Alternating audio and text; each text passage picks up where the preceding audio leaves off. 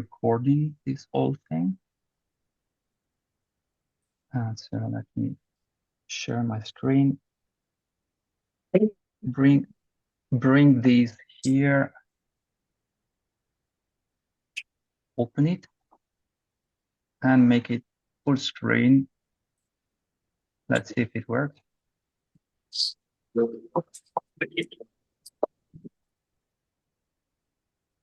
Okay, so it.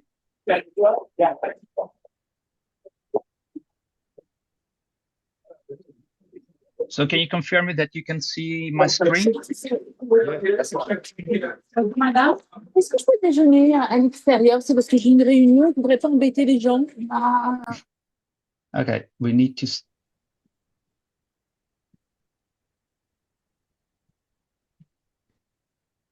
So it's. Can you see me? Yes. Okay, very good. So I can start. So this is the title of the report that you can find on the Gerpisa site, which is the 43 Act of Gerpisa. And together, so with Marc Allocher, Bernard Julien, and Samuel Klebaner, we have tried to answer 5, we believe, key questions for the future of electric mobility in Europe, at least. But I think that extends beyond Europe. So why do we need a small, affordable, sustainable electric vehicles as a key policy priority in Europe? Why do we not have such a vehicle in Europe today? And this also extends to ICE affordable vehicles that are disappearing from the European market. What can we learn from countries where such small affordable vehicles exist, either electrified or not? And we take here example from Japan with their K-cars and China with their mini electric vehicles. And then perhaps the most important target we set ourselves in this report, how can we promote such a vehicle in Europe? So what type of policies and regulation can we suggest? And in order to change this configuration, and finally, what would be the impact of such a vehicle on decarbonization? So that will be more efficient, just transition, so the accessibility of electric cars for everybody, but also the protection of employment in the automotive industry in this transition, and the competitiveness of the European industry, in particular, facing Chinese new energy vehicle makers. And we know that this has become, in recent months, a very important topic. So I will start with why do we need such vehicles? Perhaps those who do not follow closely the European market are not aware of that, but I guess many of you are. Sales of battery electric vehicles have slowed down for the first time in 2024 in terms of market share, as you can see here on my left. And this is a problem for the CAFE, so the which is the CO2 targets in Europe, because European car manufacturers are supposed to achieve a new target in 2025 of 94 grams of CO2 per kilometer. And this is actually the easiest target. The most demanding target will come in 2030. And then, of course, there is the end line of zero, the end of ICE cars by 2035. And you can see these arrows describe the kind of market share that we need in terms of electric vehicles to achieve these targets. And you can understand that the fact that in 2024, we are moving away from these type of market share creates immediately problems in terms of achieving this target. And this is particularly true for Volkswagen, but also applies to all the other car manufacturers in Europe, with the only exception of Volvo. None of these car manufacturers currently in line with this target. And if we look just at Volkswagen as an example, based on the emissions, the average emission of the car sold by Volkswagen in 2024, it would pay 10 billion euros of penalties in 2025. So there is an urgent need to increase the market share of electric vehicles, and it's proven extremely difficult in 2024. And precisely one of the reasons, I will go back to that in a second, is that there are no affordable electric cars. So if electric cars are very expensive, then it's beyond a certain market share, it's very difficult to push sales. Now, another reason is that not only the market share for electric cars has dropped in 2024, but also production volumes are going down. And this is again the first time since the end of the COVID crisis, the end of the shortage of chips that have reduced production volume. We've seen production volume going up regularly in 2022, 23, quarters by quarters, and then for the first time we see a very strong drop in production volumes. Currently, overall 2024, we'll have a production volume which is similar to 2023, but the bad news is that the hope to recover what was the previous normal level of production around 12 million cars, just cars and LCV in Europe, that hopes it seems to be fading away. And if the new normal is what we see in 2023 and 2024, then there is one factory out of six that is a factory that is not needed. And indeed, since a few months, I would say, we've started hearing again these problem of overcapacity and the need for restructuring. I think you have all followed the news about that, and that we are in a crisis. Volkswagen has announced several factory closure before negotiating a pact with the trade union where a lot of people will not be renewed. The workforce will be drastically reduced without closing factories in Germany. But one factory has been closed in Belgium. Stellantis is in crisis as well. His CEO has been thanked brutally 1 month ago. The capitalization of all European car manufacturers dropped drastically by almost 1 billion euros in the last month. These affect also suppliers. The whole supply chain is now going through redundancy and restructuring. It's Michelin, it's Valeo, this is Bosch. And so the whole project of electrifying the European car industry is now put under question, also following the European election that have seen parties rather hostile towards the end of the sales of ICE cars in 2035, winning the election and now having a more prominent position in the European Parliament. So we're going through this type of crisis right now. So volumes are crucial. So affordable cars means more production volumes. And so that's why we believe we need such a car for the European market and for the European automotive industry. Then the third reason is that affordability. We need affordable electric cars. You see, new cars in general has become much more expensive in Europe during the last 20 years and so. But since the beginning of electrification, this is actually increasing at a much faster pace. Of course, there is inflation, but car prices are growing at a much faster pace than the average consumer price index. And the problem is that, as you can see in this other table from JATO, we expected the price, so the price of ICE have gone up during the last 5 years, but we expected the price of electric cars to go down, to catch up in cost parity with ICE, and this has not happened at all. So we still have average price for electric cars that are well above 50,000 euros. Actually, they are mostly of the time well above 60,000 euros. And this is by definition not an affordable car. So it's not surprising that the market share of this type of cars has started stagnated. And when we look at France, you can see here that the gap between ICE car, a gasoline car, and an electric car is still of around 16,000 euros. And if we have in mind that in 10 years, electric cars are supposed to replace fully 100% new car sales ICE cars, it's clear that we need to reduce this gap drastically in order to make this possible. Also, another problem is that this lack of affordability created political problems. People in general, and that's why I mentioned the last European election, seems to be less and less persuaded that they have the possibility to buy an electric car. They cannot project themselves in owning electric cars, and this creates a political configuration in which the opposition against electric cars has become much more vocal in last month. And this, of course, is an issue for the automotive industry as well.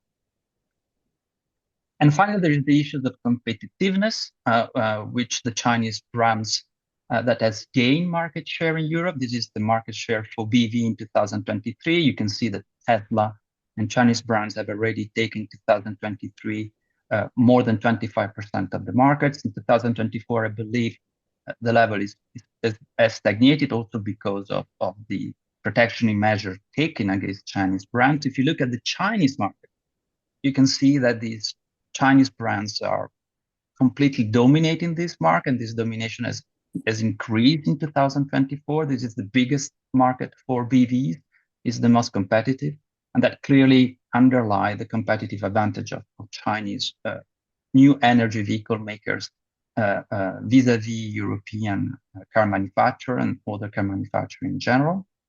And the reason of this is that Chinese car manufacturers are very strong in making cheaper cars. For the time being, we have not seen many entry-range car, A, B segment cars from China exported to Europe. Mainly, most of the exports to Europe from Chinese car manufacturers were focused on the higher segment of the market. But we see that the competitiveness of Chinese car manufacturers in the A and B segment in terms of price is extremely strong. So there is a really important need for European car manufacturers to catch up in terms of their capability of selling more affordable cars. And that's one of the reasons why, of course, the European Union has established in 2024 protective measures against several Chinese new energy vehicle makers. So why do we not have such vehicles in Europe? Why have disappeared these vehicles from Europe? This is the second question we've tried to answer. As you can see here, and also this is more visible, if you look at the new models proposed in the European market below 1,100 kilograms, you can see that their numbers decline regularly and they're almost vanishing from the market. And this is also visible in the weakness of the A segment in Europe, which is very small, it's below 10%. And this is a question that I've personally studied intensively, I would say, in the last years with the STEER reports for the European Trade Union Institute. But in the collective work together with Samuel, Mark, and Bernard, we have focused more than I did in the past on the causes, and in particular on the regulatory dimension. And so we've done, I think, quite an interesting work on these. We have identified different causes of why cars become, the average European car has become much heavier and therefore much more expensive, and that these have basically taken out from the market small cars and has made much more difficult for OEMs to make small cars at profit. So yeah, first in the regulatory pressure, the passive safety measures, which have been also reinforced by the Euro NCAP, which push the cars to become certainly safer, but also much heavier. Then we have the active safety, which is more recent, or the ADAS, and this is the new set of regulation that is being put forward recently by the European Union, which has also been integrated in the Euro NCAP. The Euro NCAP is not a regulation, it's a private organization which is endorsed by the European Commission. You don't need to have even just, can have a 0-star car and it can still be homologated and sold, but this has got, as it made a lot of pressure on OEMs to have these stars from the Euro NCAP in order to sell their cars. Then you have the air depollution, the Euro norms that have also, in order to make engines compliant with the Euro norms, that cost money, and in particular the cost of filtering particles is particularly important for small cars, but also of introducing new type of engines that have tended to become heavier because of that, in particular with the diesel powertrains. And then you have CO2 reduction, and I will go back to the reason why in CO2 reduction you don't see reduction of mass, which is the most rational way of doing so. since there is no mass reduction, you achieve CO2 reduction via technologies that has been diesel, then hybrids, and more recent electric. And all these different technologies increase the mass of the car and the price of the car. And then there is the principle that they have discovered through interviews with engineers in charge of all these regulation in Renault. And that explained to us that the mass begets the mass. When you add 1 kilogram of mass to the cars, the regulation forces you to add 200 grams more because you need to adjust all the specificity of the car for this extra mass, brakes, side protection, and so on, tires. And this is also connected with the marketing. So if you add mass, you add cost, and then the car is not anymore in the same segment. And then you need to add all the things to the car in order to appeal the kind of consumer that buy more expensive cars. And this is a sort of vicious circle that add mass and cost one after the other. So we have made a special inquiry on a model that has gone through the history of these regulations since the early 90s, which is the Clio. And we have found out that the Clio, from this first version up to the forthcoming version of Clio 6, sixth generation of models, has gained 40, 50% of mass depending on the variants, which is around 400 kilograms. And we were able to pinpoint how these different regulations have played out in this car, becoming more and more heavier, bigger and bigger. So this is very approximate. I will go very briefly to that. You can see the amount of kilograms that more or less have been added in different generation of this model by the different regulations. Is interesting for the ADAS. ADAS do not add mass, of course, they're very light. But in order to increase the number of ADAS you put in a car makers at a certain point of time, they find themselves in a position in which their platform is not able anymore to support the amount of cables and the amount of computing.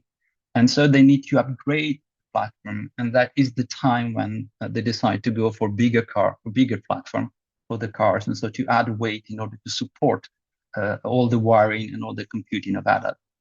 And then the Euro norms, and then dieselization, hybridization, electrification, all add kilograms to the car. And in this dynamic is more or less 1,600 kilo more that has been added because of the interplay of this regulation. And we also found out an important thing is that this, of course, is a paradoxical outcome because heavier cars are less safe, not for the people who drive them, but for anybody else. For simple law of physics, a heavier car after an accident has much more chances statistically to generate fatalities or severe injuries. So the more the car fleet is heavier, the more dangerous it is, or all other things being equal. And so we found a lot of studies that highlight that. And the other paradox, of course, is for CO2, because even if you introduce technology that reduce CO2, heavier cars need more energy, and so they emit, by comparison with lighter cars, more CO2 emissions. And so this paradoxical outcome has been explained by the fact that each of these different regulations is taken care by different DGs, general directories inside the European Commission. And these DGs do not talk to each other. And when they introduce these new regulation, they tend to reason all other things being equal, which means that they do not consider the regulation that are pushed forward by other DGs. And so these amounts to this pressure that is exerted on the car makers, and car makers have kind of adjust this pressure by making cars bigger, heavier, and more expensive, also because that was also part of the culture of the upmarket drift. If I make these cars bigger and more expensive, I can make more margins on that. So car makers also embrace that to a certain degree. Then the other reason is the CO2 regulation, which I've not talked really about until now, which is that you have weight-based CO2 standards in the CO2 regulation, which have been introduced following strong lobbying pressure from Germany.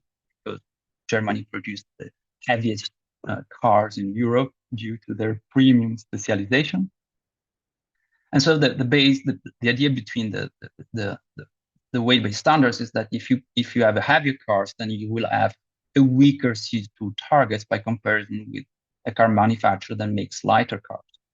Now, the problem with that is that this regulation has prevented weight reduction as a strategy to comply with CO2 targets. So let me give you an example about that. Let's say I manufacture hammer, so this huge pickup, 2.9 tons, 200 grams of CO2 emissions. And I need to achieve a new CO2 target that more or less is the same as the Clio that is on the left of my image there. And so the most rational way of doing that is to reduce the mass of my pickup. And let's say I managed to make my pickup like a Clio, or just stop producing the pickup, and for CO2 reason, I just start to produce only Clios. Well, these will not help me at all to achieve my CO2 target, and I will still have further reduce because of these weight-based standards. And that has generated a configuration in which car manufacturers were basically incentivized to go in the opposite direction. I introduce diesel, I introduce hybrid, I add weight because of the regulation, and I move my cars towards lighter CO2, less demanding CO2 target. Now, an important change that we have found out is going to happen this year in 2025 for the very strange following reason that I'm going to show to you in a second, is that this slope that you see is determined by a parameter, and this parameter was by definition positive, and the parameter is how much an heavier car emits more CO2, and so that the target is adjust according to this difference in mass. Now, what has happened in 2021 is that actually this principle behind weight-based standard was not true anymore. So because of the sales of electric cars, so this is the ICE car, and you see the ICE car has higher CO2 emission, while the heaviest cars, which are PHV and BAVs in 2021, even if they represent only 20% of the market at the time, since they are much, much heavier than ICE cars, they have created a configuration in which, in general, on average, heavier cars emit less CO2 emission than lighter cars, because all the zero emission or low emission vehicles were concentrated. Basically, you can see starting from 1,700 kilos and going up to 3 tons. And so this has changed the parameter. The parameter is not anymore positive, is now negative, and the slope differs change direction. So this means that from 2025 onward, the whole configuration has changed. Car makers that make heavier cars will have more demanding CO2 target, and the car makers that make lighter cars will have less demanding CO2 target. And these, therefore, will create a strong incentive to make lighter cars. And that is very important because all the regulation that we've seen, that we have analyzed up until now in my presentation here, show that you have a very strong path dependencies in favor of heavier cars. And this changed completely the configuration, in particular for the manufacturer of heavier cars, and open up the possibility to promote smaller and lighter cars. And we've seen that in the European scene.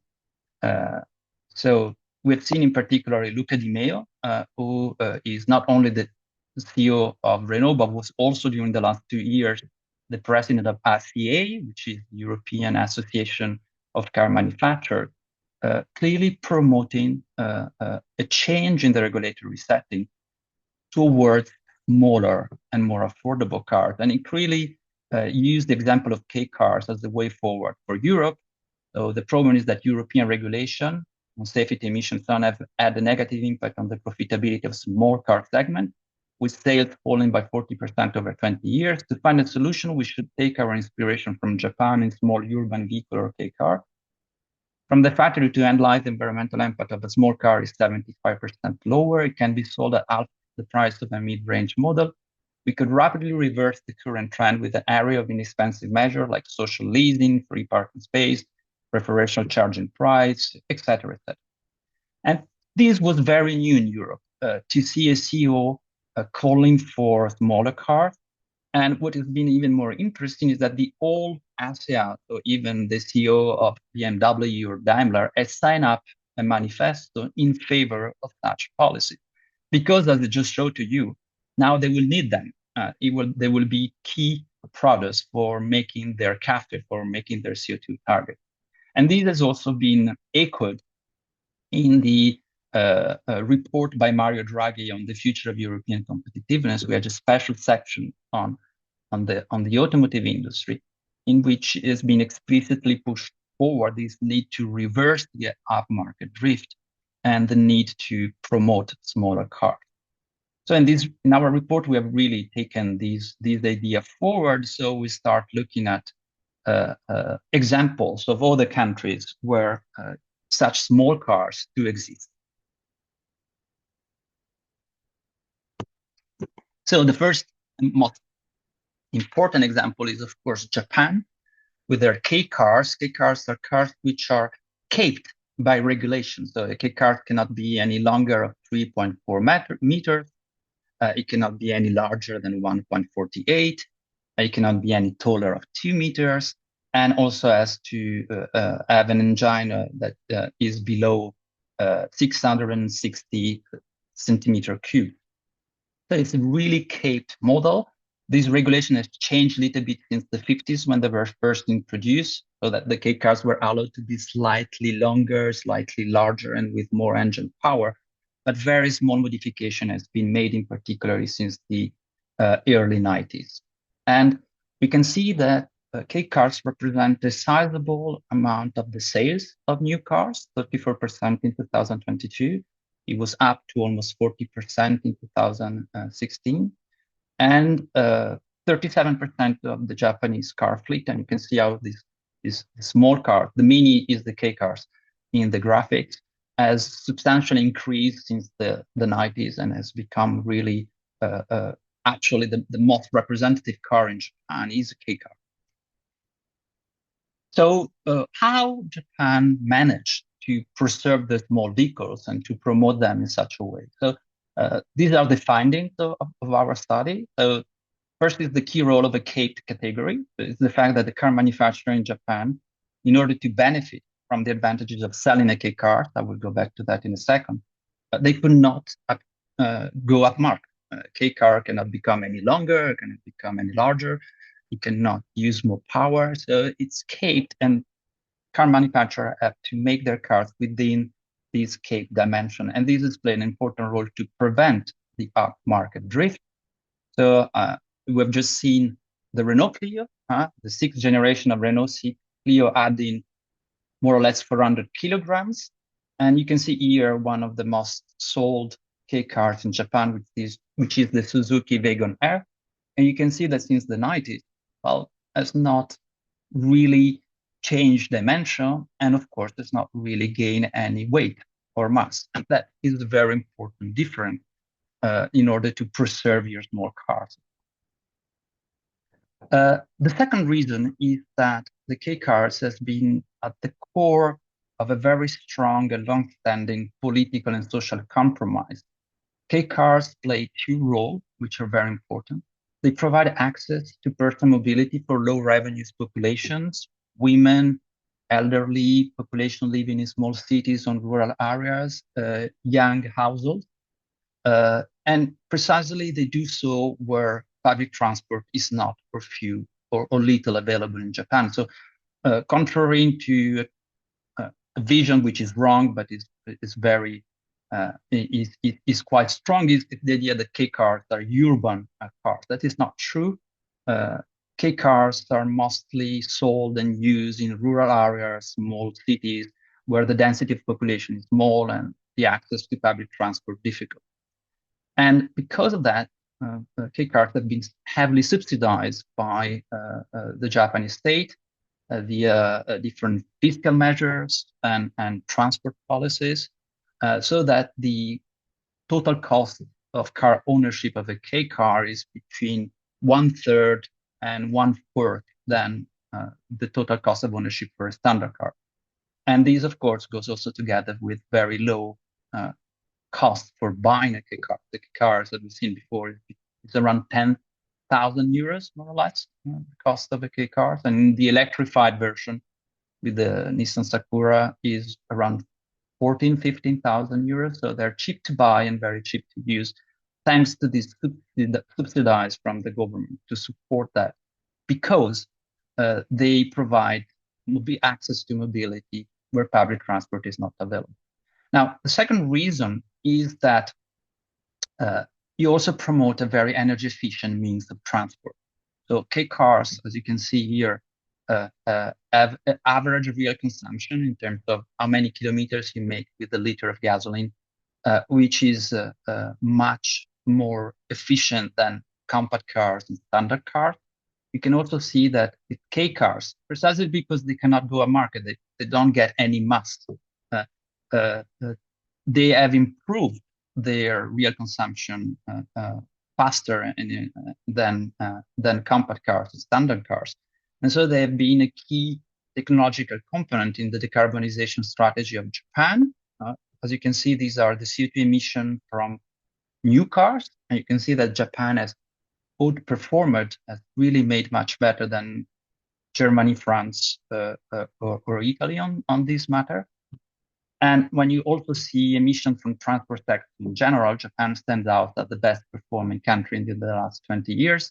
And K cars are clearly a key technology. That's the way JAMA promotes the K cars today as a key technology, key technological products to achieve decarbonization.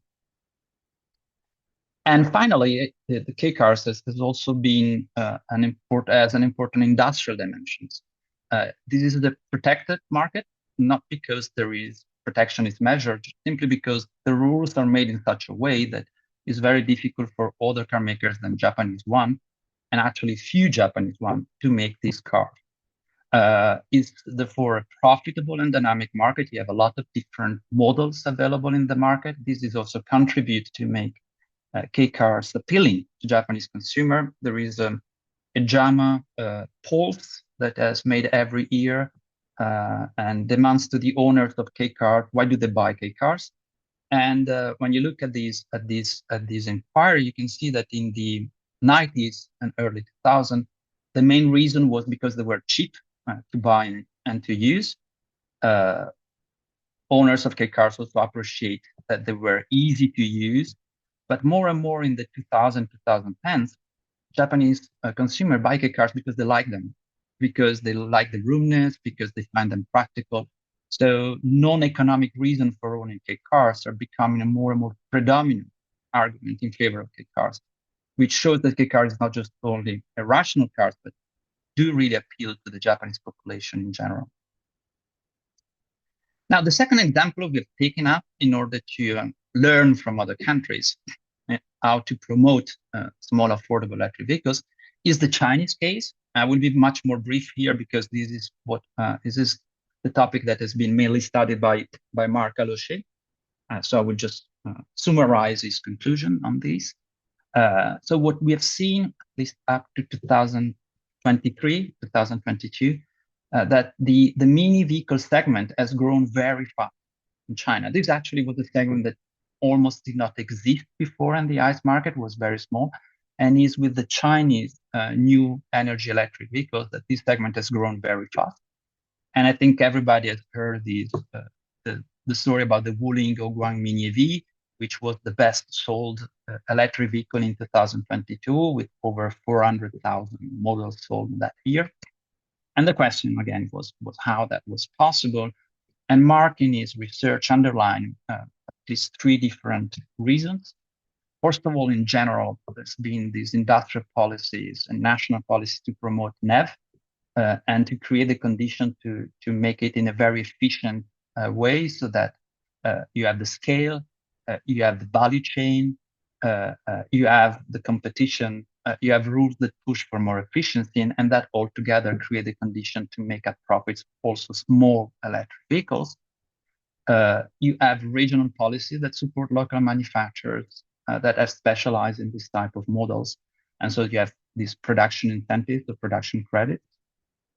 You have cities regulation, particularly the big cities in the south and the east of the country that have promote NEV and have also promote the infrastructure. In particular for small vehicles, the battery infrastructure is key. With big vehicles, you can afford to put in the car a big battery and a lot of autonomy. With small cars, by force, you have to set a much smaller autonomy. So a dense infrastructure of recharging is key to promote this type of vehicles. And of course, in general, the cities have played an important role with fiscal and non-fiscal incentives to promote NEV in general. So this is important because there is no specific policy. We have not found, Mark has not found specific policies, as in Japan, to promote small EV versus bigger, heavier EVs. And that also explains perhaps why in 2023 and 2024, the mini EV segment has a little bit stagnated because there are not in China dedicated policies to support these vehicles vis-a-vis other type of bigger vehicles. And a final element that is very different from Europe is that you have a strong demand for new vehicles. The second-hand market, contrary to Europe or Japan, it's not developed yet at scale.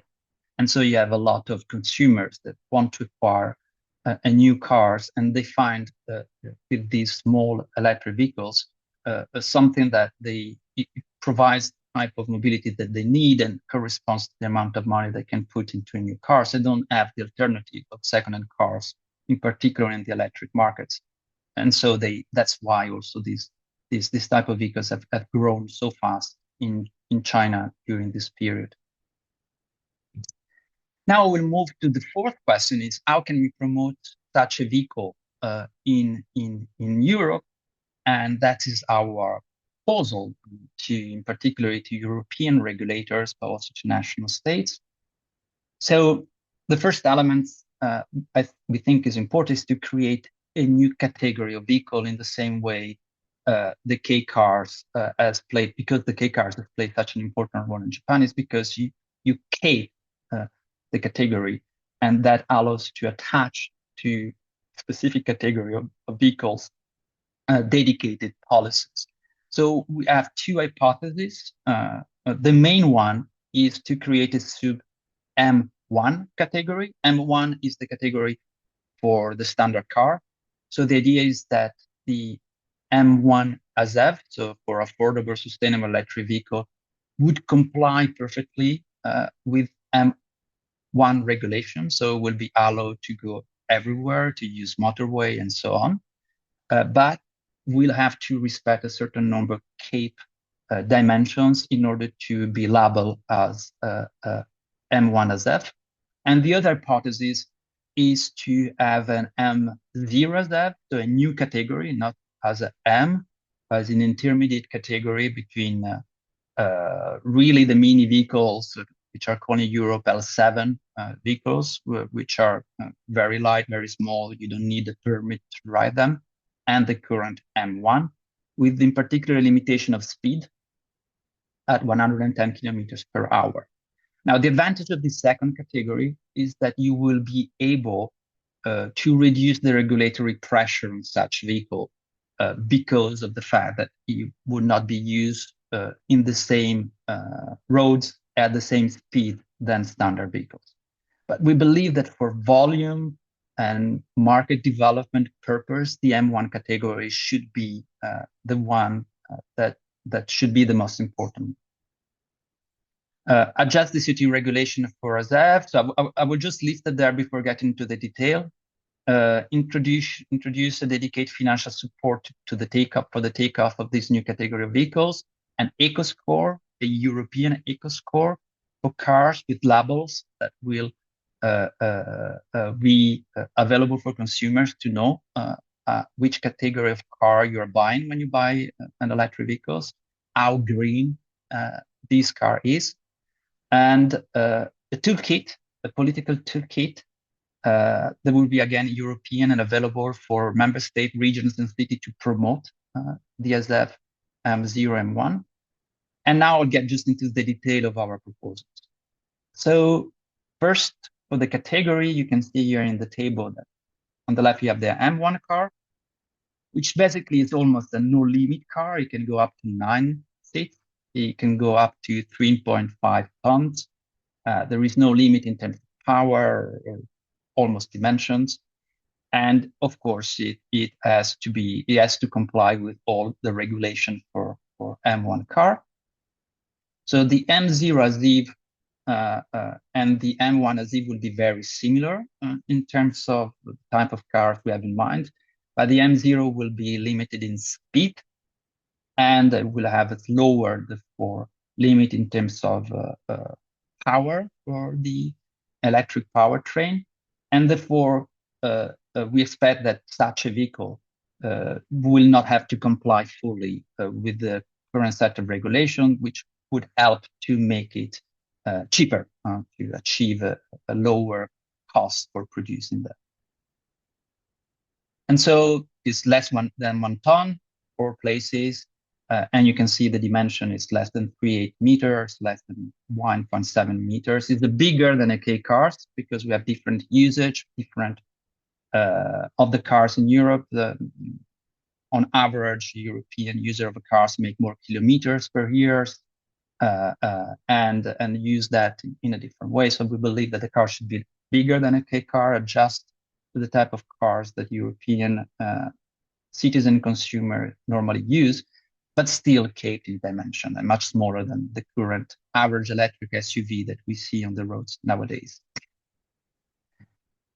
For the CO2 regulation, in order to help car makers to make their CAFE to achieve their CO2 target, we propose to introduce a multiplier that will also create incentive for OEMs to shift towards this type of products, not only because of the multiplier, but also because it will make their average car fleet lighter. And we have seen that with the new regulation from 2025 onward, this will result in less demanding CO2 targets. And we propose this to be introduced as early as possible from 2026, in particular looking forward to the much more demanding target for 2030 and 2035. In order to support the takeoff of the industry, we thought about 2 ideas. This is not really very much elaborated in the report, or just suggestion. Like an important project of common European interest, like the one that has been introduced for the battery industry, to accelerate the establishment of the value chain for an ASEF. We think that such a vehicle will require new technology for make it lighter, crucial innovation in these terms, and this is compatible with an APCEI, which will support R&D both at the supplier level and the OEM level to create the technologies required to make at profit a small electric vehicle. And then something more ambitious in terms of industrial policy, something that would be similar to what the Inflation Reduction Act has done in the USA, combining production tax credits for producing ASEF and purchase tax credits at the EU level for selling the ASEF. That's kind of measure that we have in mind. Then in the introduction of an European eco score for cars that we don't have right now in Europe. What we have is the result of the homologation test. So we have how much CO2 emissions a car emits, but for battery electric vehicles, we have no idea how to discriminate a 1 ton battery electric vehicle against the 2 tons the battery electric vehicle in terms of carbon footprint, in terms of how much energy is used by the cars and so on. So what we have done is to compare the proposals that are on the table currently. There is the Tesla proposal, there is a transport and environment proposal, there is a French environmental NGOs proposals, and there are also the already existing eco score introduced by the French authorities last year. that has been presented at the last Gerpisa colloquium in Bordeaux by the people who made it in one of the plenaries. And we take some common points between these different proposals. So we think that the European eco score needs to be European. So that should apply across through all the 27 member states, should be based on life cycle analysis, and should take into account the full total CO2 footprint of the car in order to discriminate in electric vehicles in terms of A, B, C, D, E electric vehicles. The A would be a ZEV in our mind, and the others would be according to their carbon footprint, which will depend on the size of the car, the size of the battery, but also where they are produced and the type of energy mix used to produce them. And then to make this information available through a clear car labeling at the European level, similar to the one that we use for food, with A, B, C, D, E categories. And on the top of what is proposed by these different actors, we think it would be important also to introduce a parameter about the repairability of battery electric vehicles, in particular for the battery. It is extremely important for the affordability, because if a new car is difficult to repair, that will mean that as a second-hand car, it will be expensive. And we believe that if we think about the diffusion of electric cars, we have to think about second, third, fourth life vehicles. So repairability is a key criteria. And we also propose to connect the eco score directly with the CAFE, with the malus bonus, in order to not only to shape consumer preference via the eco score, but also to shape product policies of the car manufacturers that will see an interest in making cars that are rather labeled A rather than B, C, D, E for their CAFE. And also connect with the extended producer responsibility, which is the repairability of the car, the disposal of the car, the recyclability of the car, which is now included in the responsibility of OEMs. And so that the eco score also take into account how much the car comply with this responsibility, how easy it is to repair, how easy it is to recycle, and so on. Finally, the promotion of the European as a toolkit. The idea is to have a common toolkit available to all the 27 member states, the regions and cities, but with very different measures, so that each member state, each region, each city will pick up the type of norms, the type of policies that are adjusted to their configuration. We have 27 member states that can be very different one from each other. So it's not to be normative, but it could be normative in the sense that each state, cities will have to pick up at least some of these suggestions, like free parking for a ZEV, with different configuration depending if it's urban, peri-urban, or rural, access to fast transit line, promotion of ASEF to replace all cars in peri-urban and rural areas that would be subsidized in the same way K cars are subsidized.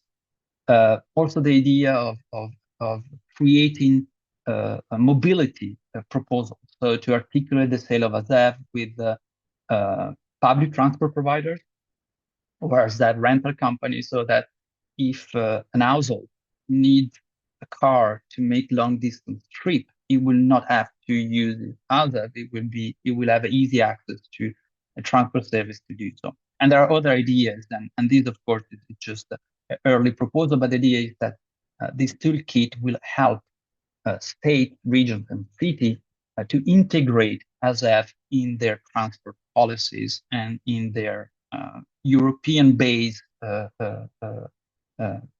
project that they must have. Europe has introduced policies which each city, each region will have to develop a strategy for decarbonizing transport and also achieving other transport priorities. And we believe that in this type of project, ASEF could have a role to play, and this toolkit will help cities, regions, and states to do so.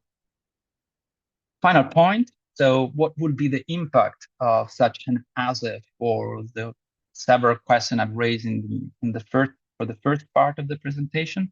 So I will be again very brief to stick to finish by 3 p.m. So we have calculated that this car can be made in Europe, in France. We have made a study about that at the basic cost of around 10,000 euros for a price to consumer of 50,000 euros, based on 25 kilowatt battery and a 45 horsepower engine.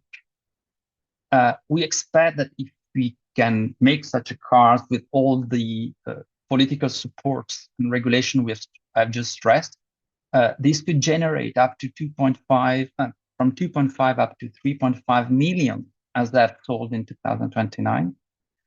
It would represent around 18% of the sales, and that would provide the production volume that we're currently missing in Europe since the COVID crisis, the pre-COVID configuration. That would help to save hundreds of thousands of jobs and prevent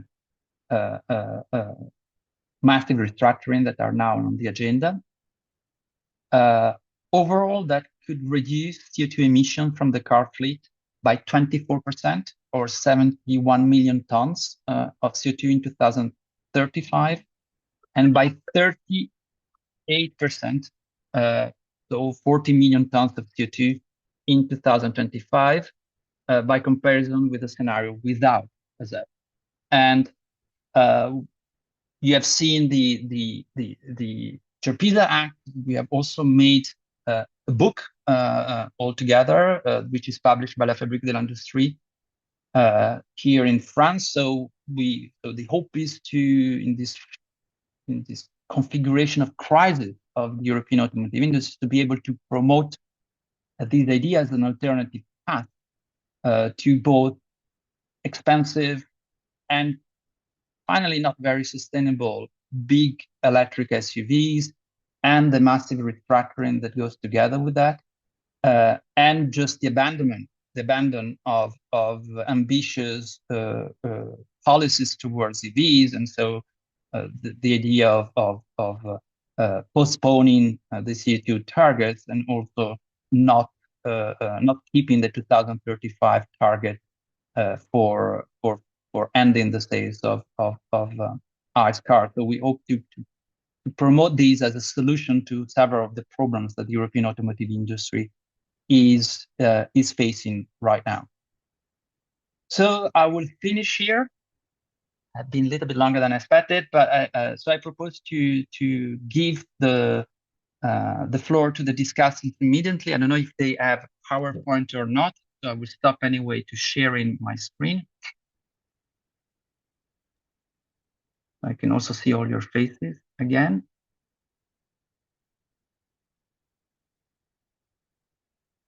And I propose perhaps to Stéphane to go first, since you are in Japan, so you do not fall asleep. Then we move to Professor Zhao, again following the time differences, and then to Bruce. Just wake up and is very fresh, so you can wait a little bit more for discussing that. Thank you, Tommaso. Thank you all for joining us today. Thank you for respecting the hours in Japan too. That's really great for me. Okay, I'm going to be pretty brief. I have not prepared any PowerPoint. It's just about this K-car story in Japan. It's a brief overview to complement a bit what you've told us and whether this is feasible in EU or not. Well, for those who are not well, or who don't know well much about those K-cars, they were established in 1949. Basically, there were three-wheel cars in Japan. And then small makers like Mazda, Daihatsu, Honda joined these markets for the small cars. And it became pretty important. In the 1970s, it decreased for several reasons. We're not going to discuss it. And this became very important again in the 1990s, again, especially for people living in rural areas, especially where there are lower incomes areas. Also where they have shorter distances to do, less access, as you told, to the public transport. And mostly those cars were used mainly for two main things. First, for agricultural use also. And also, these were called K trucks, small trucks. Again, with the 660 cc, but as a truck, yeah. And then mostly for daily use, like commuting or going to shopping or things like that. And in terms of people who use those cars, mostly those were elderly people or women or young people who couldn't afford buying new cars more expensive. So as you told us, Tommaso, the first incentive for buying those cars was very the cost. Yeah. And here there are 2 points, and perhaps in your reflection for you, that might be important. In Japan, there's the purchasing cost and the running costs. Yeah, purchasing costs is even less important than running costs. Yeah, and the whole system, the taxation system built to improve the sales of mini cars was on those running costs mostly, purchasing costs too, but running costs. I mean, what do I mean by running costs? It's mostly in Japan, you have many taxes, but also high expenditures for parking, toll road usage, maintenance every 3 years, and then after 7 years, every 2 years, and so on. So it's pretty expensive. So all these costs were, let's say, reduced for mini car or K cars owners, and that might be also a line of discussion in EU when you told about having a new category, not the A, B, C category, introduce a new category. Also, what kind of taxation should be done with that? The second point with the taxation system is also that one part went to the central state and the other to the local governments, which means also you haven't pointed to that, but this is also very specific to Japan, that this alliance with political alliance support to the LPD, the main political party, was pretty important to basis for these local taxes, also to come back to the local provinces and so on, was also pretty important. So which means that this coalition, socio-political coalition, is also very specific to Japan, which means can we replicate that in EU or not, in certain countries or not, should be a question that should be raised too. That was a general introduction. Now let me go more into detail about the car makers. There are mostly 4 main car makers in Japan for those K cars. 2 specialized one, Suzuki, you know pretty well, Suzuki K cars, and also Daihatsu, which is member of the Toyota group.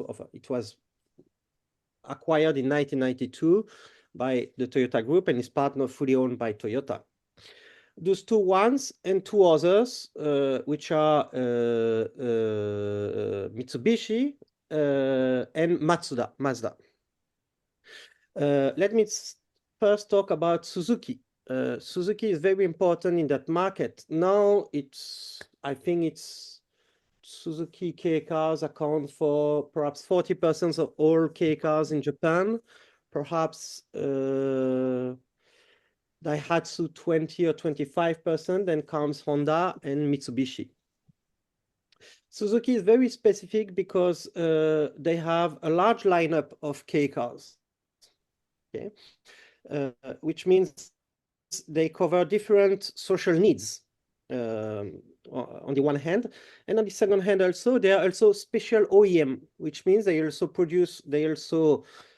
assemble those cars for Mazda, which no longer produces anymore, but also I don't remember which other car maker, but they become very important in that way, central position in this market.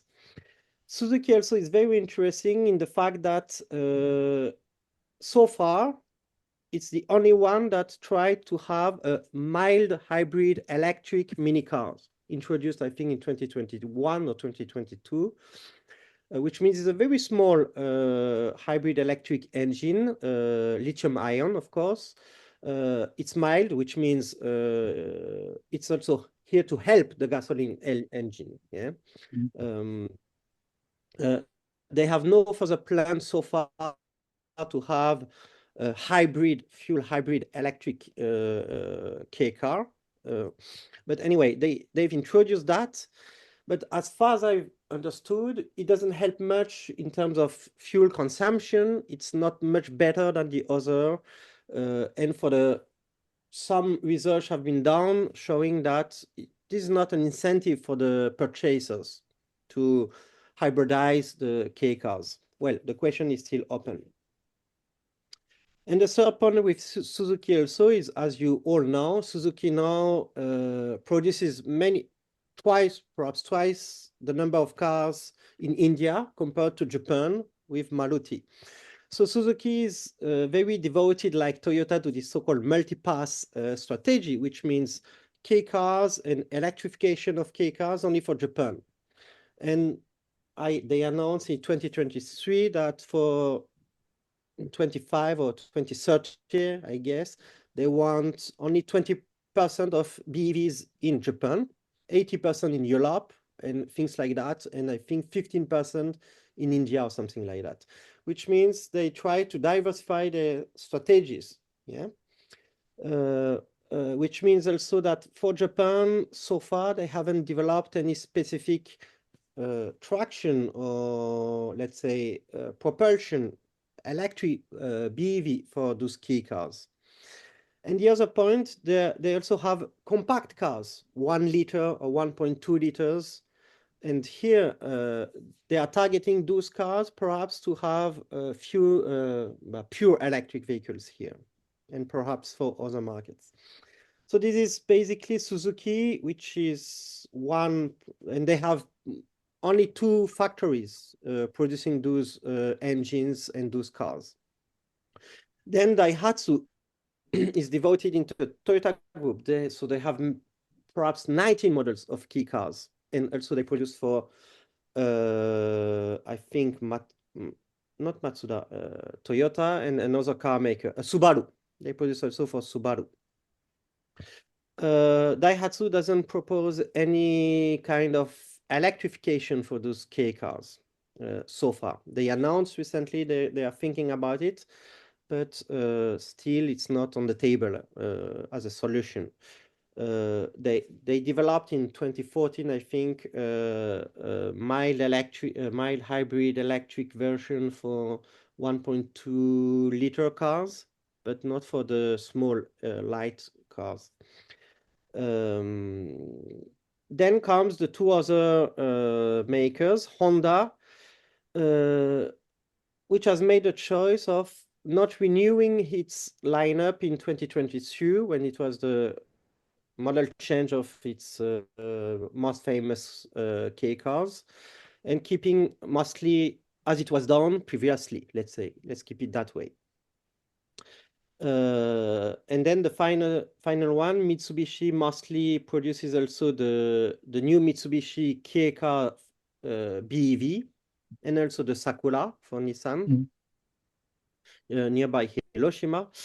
But it's a very small proportion of the whole production of K cars in Japan. So this is to say how it works for the car makers, yeah.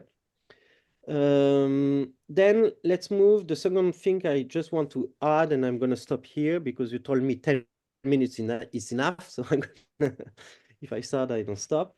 It's about the consumers. You talked about those surveys done about the consumers. Why do they want to have K cars? Yeah. What is the reason for that? Price is one thing, but I've just listed other things. The main changes since 2015 and nowadays that on average, income earners, they have higher incomes nowadays. And you can see that also in the cars. I've just went yesterday to Daihatsu dealer, and this is the last Tanto, one of the main car, the leaflet, and they show here, which is very specific. It shows that it becomes something like a family car in Japan, which means it's roomy. You can bring in the kids in that. And as you can see here, the consumer is a young urban consumers. And I think these are the main trend nowadays in these K cars, is that it's not only the price that count now, it's also the use. You want to have good time in that, which means prices have a bit increased, not as much as compact and so-called compact and standard cars, but they have increased, and also the range of cars. At least each maker I quoted for one car model, they have three different, the sporty version, the standard version, and also a more roomy version, let's say. And the thing is that most of the surveys done by the so-called small mini cars association show that the economic reason for buying a K car is not that much important anymore. Yeah, it declined a lot, which means also the usage also changed a lot. People do not use that too much in a daily use anymore. And the average, I just check it, average travel per month declined also from 470 kilometers to 390 kilometers. And people are pretty satisfied with fuel consumptions, and the number of usage is, let's say there are people who own only small cars are now 1/3 of owners of small cars, which means small cars, or these not small cars, these K cars also become more like a very small, tiny family car. Yeah. Which means that it's something new, not new. It was introduced 15 years ago. These very, very tall, 2 meters cars, very roomy, with the options. You can find basic options, but enough to have a good travels and so on. This is a new tendency that shows that it might become even more important in Japan as in the urban areas in the coming years. So basically, to finish with that and to make a parallel with Europe or EU, what can be done there? Well, the first thing is that, as you all know, Japan hasn't bet on pure electric vehicles. Yeah, since the start of the policy in 2009, the subsidies for new energy vehicles, so-called new energy vehicles in Japan, pure electric vehicles weren't a clear target. Hybrid vehicles were still very important for each segment, and also the K cars, a small part. So to reverse the tendency in EU means as you showed, for the car makers, how to get profitable on those K cars. Because the other point is that all the K car makers in Japan are very good at the downsizing of or not the downsizing, let's say, technological evolution of gasoline engines. And in Japan still, even in, I think it was in 2014, an association among the 8 car makers was created to improve the gasoline engine performances, yeah? Which means, I don't know what was done in Europe. I haven't looked at EU, how gasoline engines was targeted to fuel consumption and so on, but it's very important. That is one aspect. The second aspect is that in Japan, the whole targets, or the, let's say, regulations were mostly based on the weight of the car. Was very important in Japan from the very beginning. Not that much what kind of engines you have, but the weight was always very important with this so-called Top Runner program raised in 1990, so something like that. And we can see that since the early 2010s, most of those car makers, like Suzuki and Daihatsu, they have plenty of projects in reducing also the weight of their cars, or at least not having a heavier car, which means they use more different alliages. Daihatsu had a new chassis TNGA to share and to diminish the weight of the chassis and so on. And this is very so specific to Japanese car makers who did not only put all their, let's say, efforts in reducing car consumption or the engines, but also the whole car as a whole. And the third thing also specific to Japan in my view, and that now we see it's coming out, and perhaps it's the whole story also, we're going to link that with China too. It's also the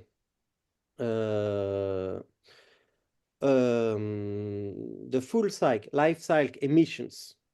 We see that with the local Suzuki's in one prefecture called Shizuoka, with the local prefecture, they have now a good relation to, at least they think in 2030, they can reduce the emissions of the manufacturing of the emissions of CO2 at the manufacturing stage to zero by hydraulic energy and so on. So they are also thinking about this kind of stories. So when the discussion comes to EU having small cars or K cars like model, it's also about the life cycle emissions from the manufacturing and so on. That must be also perhaps discussed in your perspective. Okay, I think it's done for me about what happened in Japan. We can still discuss about different points, and hopefully we can see different perspectives from US and China about those affordable cars. But in US, it's another story. Thank you, Stéphane. So I propose Professor Wei Zhao to take the floor.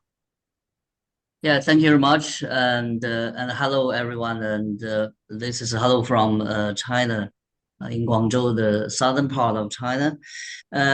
First of all, I would like to say that I agree in general the points and the parts about the development of the mini NEV, new energy vehicle in China.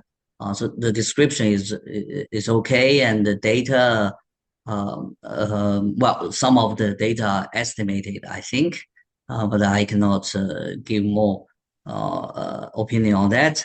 But I would like to emphasize one point. The first point is that we should take the development or the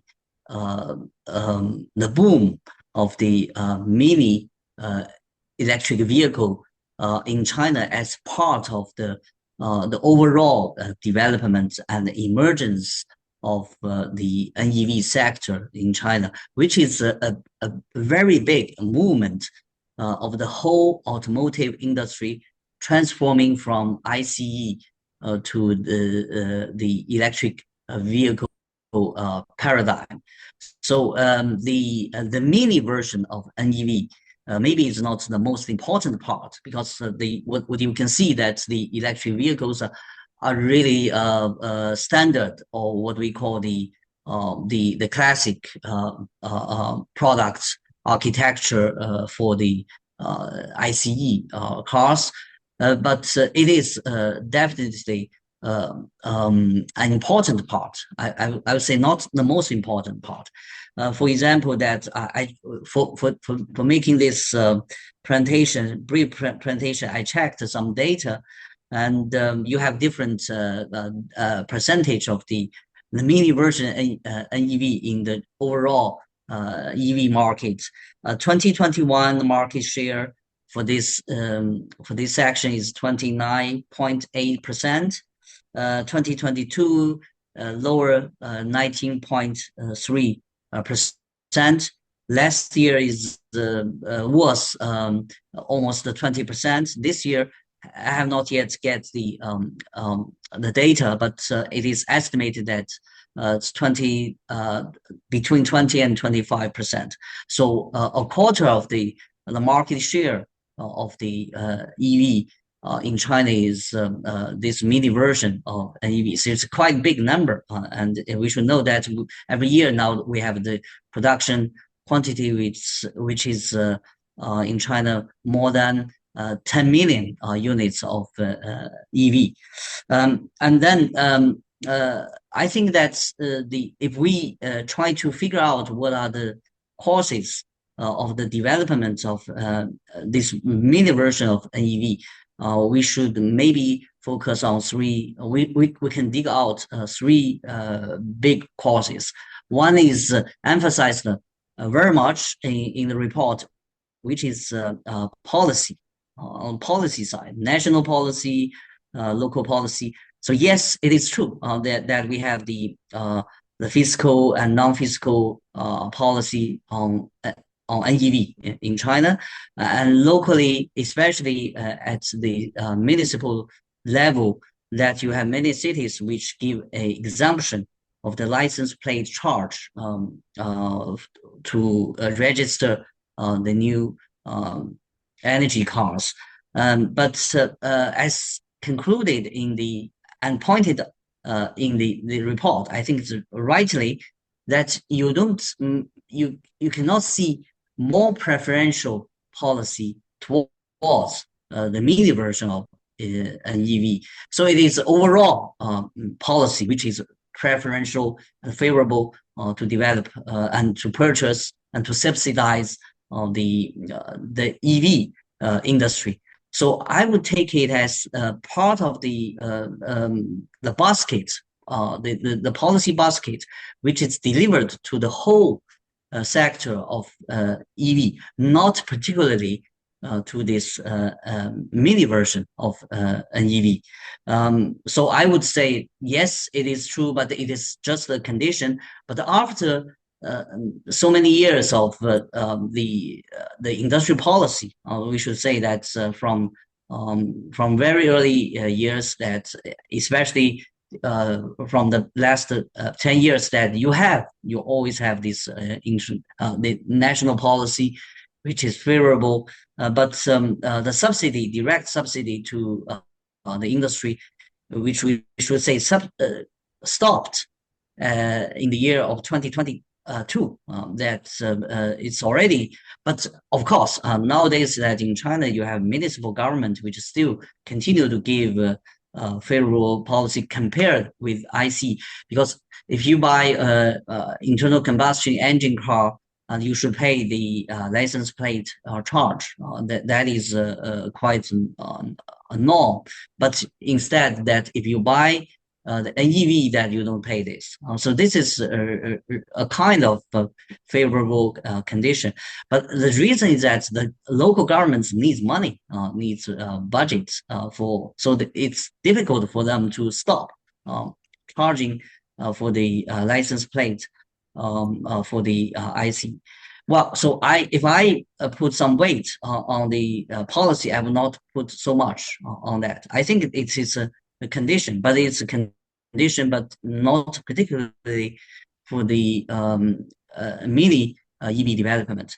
But the second cause, I think, is very, very important. I think it's pointed out in the report, which is the consumer side, which is the demands.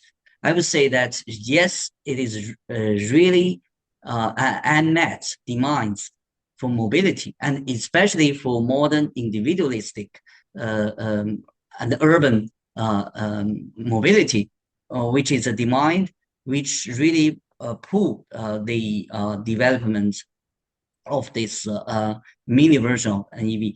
And you have 2 points here. One is pointed out in the report, affordability. Yes, the mini version of EV is very affordable to consumers. It's cheap and easy to use. Not only the purchase price, which is cheap. For example, the famous Hongguang mini EV, the starting price, the minimum price, I calculated just 4,000 euro, and the highest is just I would say that 60 or 50 or 6 7,000 euro. And so really not a big price to consumers to buy. And the other cost is also very low. For example, using the car, because it's small, it's easy to find a place to park, and especially for the congestion city living, and for the very narrow and limited space. So that's really meets the needs. And also that if we check the usage and the purchase of this market, and we can see that the data shows that 70% of the purchase was the purchase, additional purchase, means that the family already has had one car and standard car, and then they buy the second car, which is the mini version, is a good choice.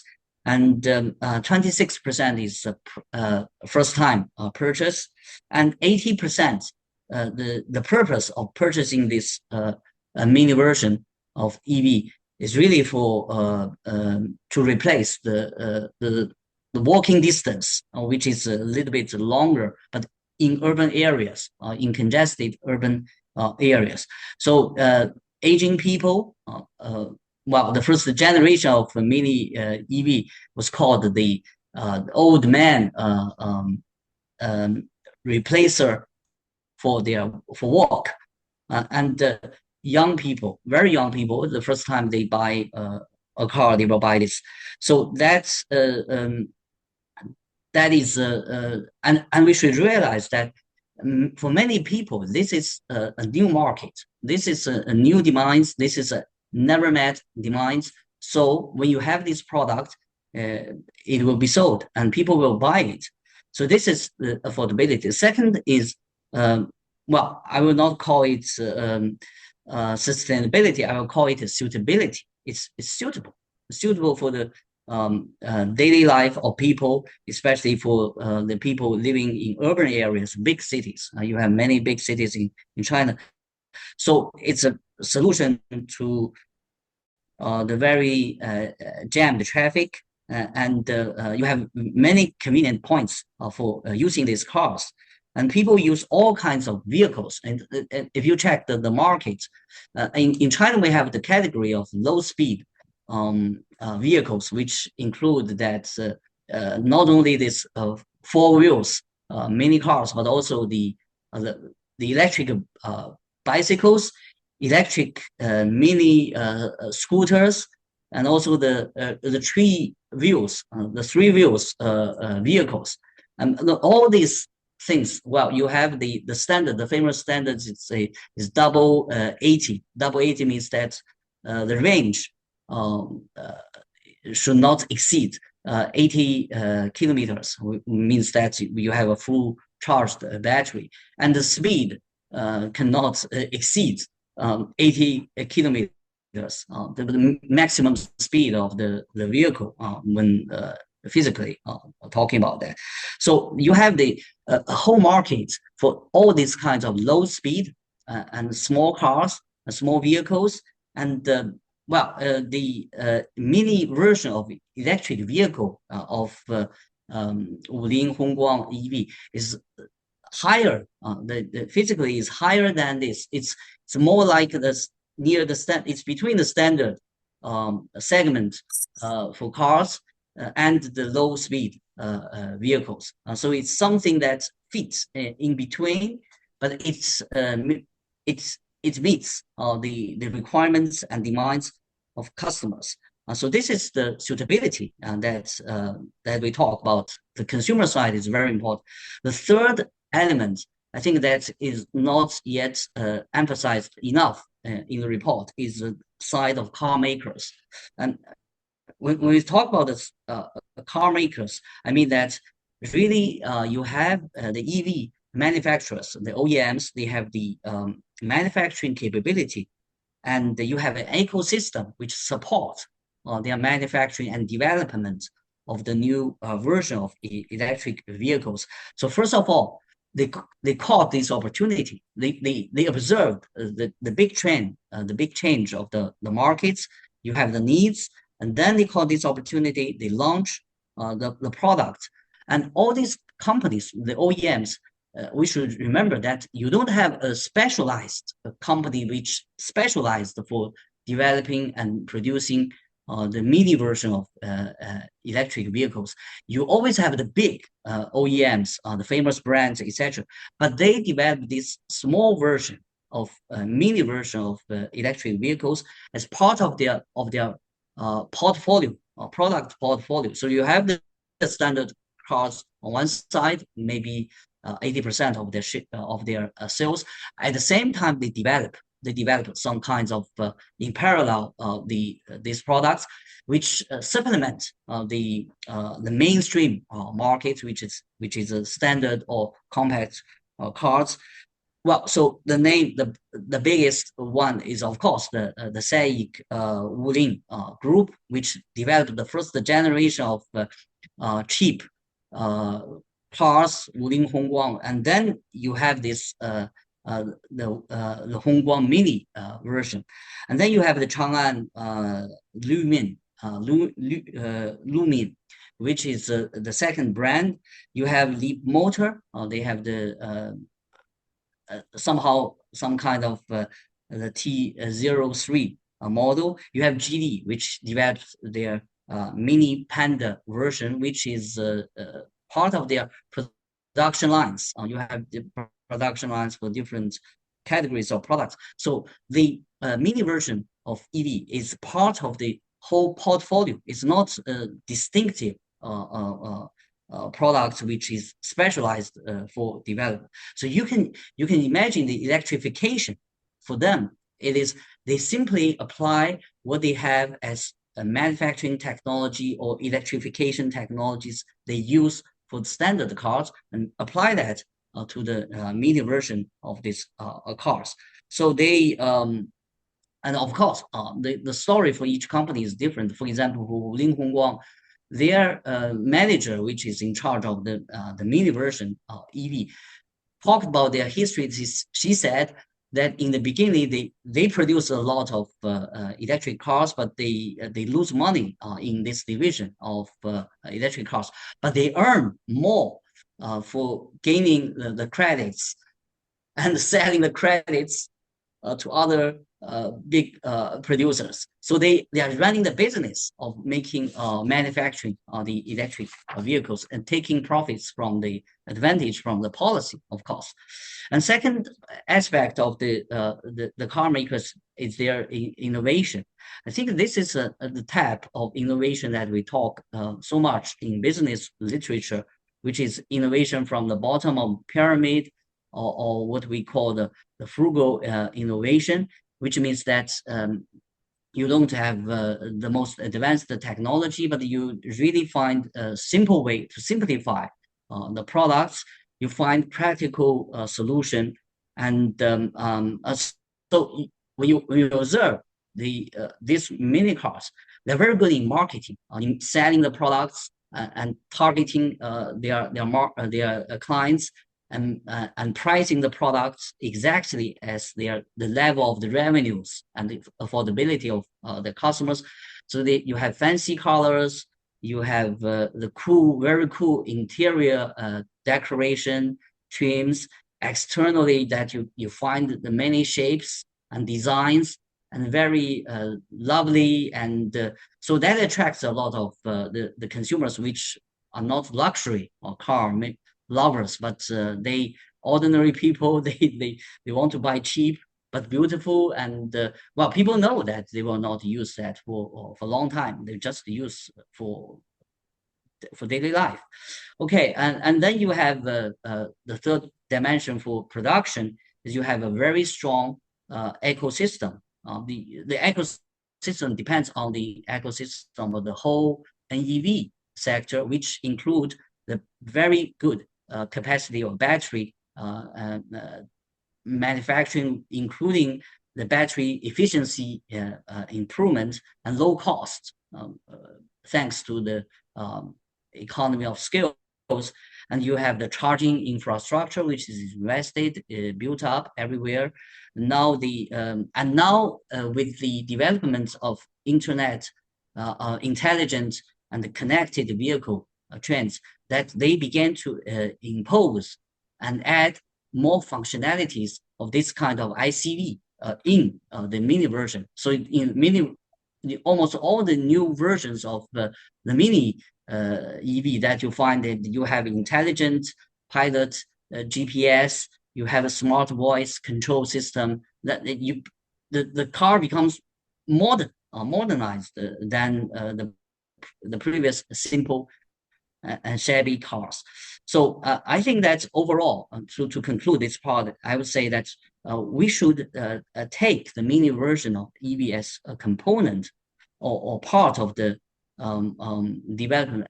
I take it as a natural development, natural part of the whole development of the system of EV industry.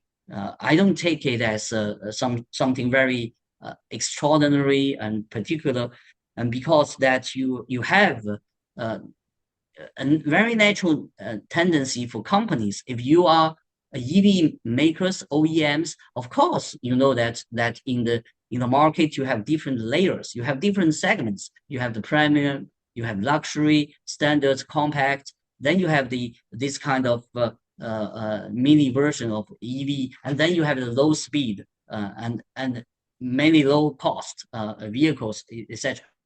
You try to fill the segments, try to conquer the markets. So it is very much like that's what you did with the traditional OEMs, that when you produce the ICE.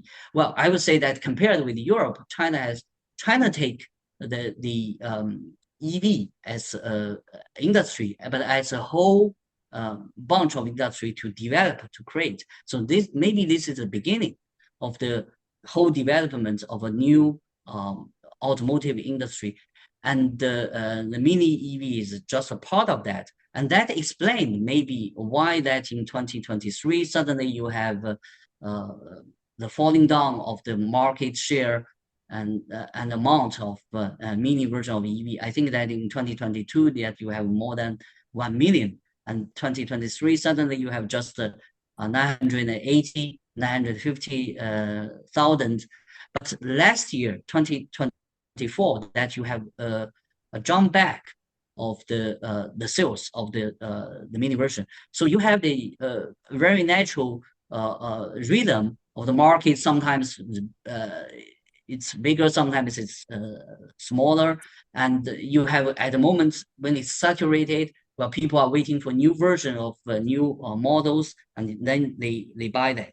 So this, but maybe that in Europe that you already have this, you pass this period of maturity. You are now in the post maturity. But for me, that I think that for Europe is that China is transforming the whole automotive industry from ICE to the new one, which is EV.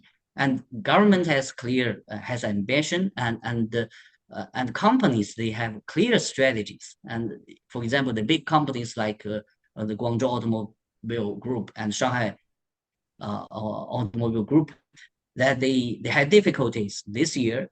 So now what they are trying to transform in themselves is totally embrace this transformation to the EV sector building and creation. But Europe maybe is the regulations, but companies are still hesitating. But the situation for me is a kind of we have not yet in Europe a kind of EV sector which is created, has not yet had the momentum to replace, or even the ambition to replace completely this ICV. So people are still hesitating a little bit. So a kind of stuck in the middle. Well, I would conclude the part to say that what can Europe learn from China? Maybe one point is structural perspective. Take the EV sector as a whole. And yes, maybe mini version of EV is breaking point, is a good point of entrance. But I think that's finally that you will realize that if you really want to have a competitive industry to compete with China, that you have to have a whole system of EV sector. Otherwise, China is developing such a system, which is very powerful. And the second point is follow the markets and listen to the customers. And I have a feeling when I read the report, I would say that yes, we have in Europe so many regulations, and many of these regulations, even that contradiction with themselves, contradictory with the different regulations themselves, but somehow some regulations, they're not listening to and meets and they're not matching good with the strategy and the choice of companies. So I have a feeling that the government and the policies trying to convince and force the companies to follow. And yes, so that's maybe that is quite a surprise to me, because in my point of view, in China, that you have the governments and the companies policies which are very coordinated and very well matched with each other. And the other thing is that the policy should follow the markets and should watch the consumers' trend. We are doing business. We're not doing something else. So here, that is, a policy should not compete with customers' needs. And so this is something that I think that China can bring. And finally, the point is building capacity of production and building companies' capacity and capabilities. I think this is fundamental for any industry to development. And many policies that we have here in China is capability building for companies and customers, consumers, etc., which are important. But I think that's a successful lesson from China is that the governments take care very much about the companies to say that how can we help you? How can we make companies very strong, very competitive? And what do you need to compete with the other competitors in domestic market and now in foreign markets? So the last word is that companies is a central part for any development of industrial sector, especially for the EV and NEV. Thank you. So this is my point of view. Thank you very much, Rizal. Very interesting discussions. Bruce, no, how do I do that? To bring you forward. Anyway, the floor is yours. Thank you very much, Tommaso. Very good points by the other speakers and yourself. I had a couple questions for you. When I was looking at the slide that you were showing towards the end about I think the size of the engine for the vehicle, but did it look like was it a PHEV that you were describing? No. I was describing an EV. So the idea is to promote. So like you had a 45. But that 45 is the horsepower of the electric engine. Okay. And then there were two numbers there. There was battery or the power of the battery. So to limit the power of the battery and then 40 the horsepower or 50 kilowatt of that battery. And then was the hypothesis about in the end it was the hypothesis of in order to figure out how much you could make in terms of price and cost. So we made some hypotheses about the size of the battery, but that's not normative. I think it's a 25 kilowatt hours battery that we put in the vehicle. We calculate the price for, and then with the electric engine with the 45 horsepower. And that Okay. that leads us to make the calculation that you can make this car in France for a cost of 10,000 euros. And we used for that the internal data from the Renault 5, which is the new model that came out from Renault last year. That is also the European Car of the Year for 2025. And so we used all the data we got from that project to calculate how much it would cost to make our AZEV in France. Okay. I really liked your idea about using LCA to really understand the effects of EVs on the economy or on the emissions in particular. That makes things very more normalized across the board, but very challenging. Trying to piece out all the parts of vehicles and measuring them and then the transportation that goes into that, et cetera, et cetera. Very challenging. But as an intro to the U.S., I was struck by your regulatory conflict. Because that was I found that very insightful to understand how regulations can work against each other in some ways, and make things even more challenging for the manufacturers. Well, in the U.S., that I was just doing the math on 2024 data last night, and 81% of sales are to light trucks. This was, when you look, and this is SUVs, minivans, and pickup trucks. This market is just huge for larger vehicles, though it does include the compact SUVs in there, right? They're as part of a light truck. The Model Y is in that group, as well as so there are relatively smaller vehicles in that light truck category, but mostly it's made up of larger vehicles. And from a regulatory perspective, with the new administration coming in, it's very uncertain about what's going to happen in terms of emissions regulations. Not having a consistent strategy from a government perspective is going to be challenging for the U.S. And what's going to happen with California's waiver for their, it's almost like California is the last man standing for regulatory emissions in the U.S. But they still have the waiver, so so that's going to be something that we're going to be following. Our conference in April is going to be like the effects of what do the speakers think about the effects of the new administration on the auto industry. So it's a continuing story for us.